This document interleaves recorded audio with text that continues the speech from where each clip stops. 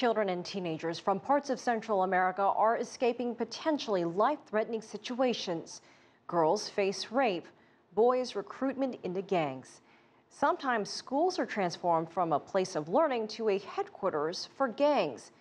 And I talked about all this with Sarnata Reynolds, a senior advisor with Refugees International. Actually, the crisis in the countries that the children were coming from, Honduras, El Salvador, Guatemala, are probably worse now than they were last year. What's changed is Mexico's enforcement and deportation policy. So when more than 60,000 children at the border in a few months, it obviously caused a huge stir here and a sense that this was a crisis. It certainly was an urgent situation. So basically Mexico and the United States agreed that they should push this enforcement further down the border, and that's what happened. So now instead of U.S. Customs and Border Patrol picking kids up, it's Mexican Customs and Border Patrol picking people up at the southern part of the Mexican border, and we are very concerned about it. And in fact, I was in El Salvador in June and went to a reception center, which is basically the facility where Mexico the buses from Mexico come back and drop off Salvadorans. And we talked to an officer there who said she had just talked to a mom and her kids who had fled a gang, who wanted to go home. They were tired, they were exhausted. They wanted to go home. They called home. They couldn't go because the gang was still looking for them. So the officer gave them the money to get to the border just to do it again. I mean, that's how bad it is. It was a government officer giving her money to do it because there's no response inside El Salvador. And that's true of the whole region. I want to run some numbers by you. Every year, the UN Refugee Agency counts the number of people fleeing in the world. And in 2013, 396,000 were from Colombia.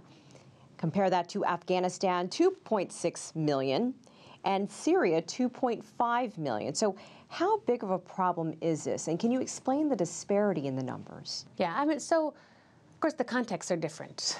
Colombia is actually, it's had a long-lasting internal displacement and external refugee population for 20 years.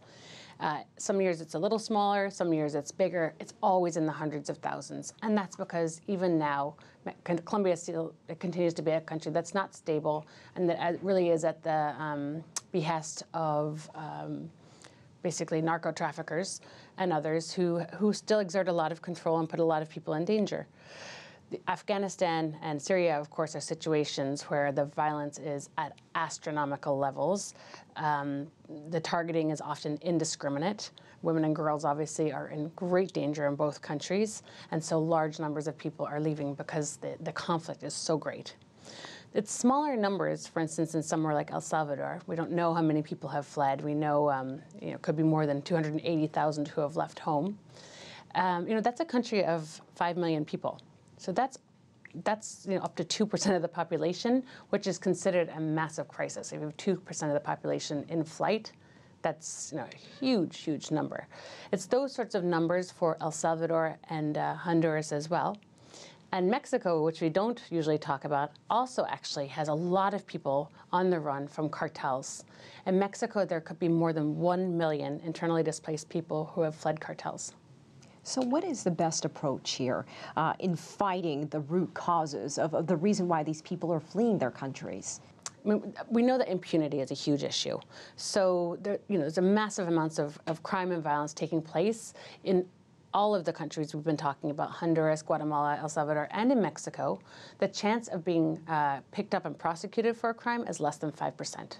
It's very unlikely. And so, of course, violence continues. There's also a huge amount of corruption. And then I think underlying all of this is a lot of poverty. Kids and families who don't have a lot of choices, who are immersed in cultures that, city and neighborhood cultures that they can't get out of, and without a state that has any ability to protect them.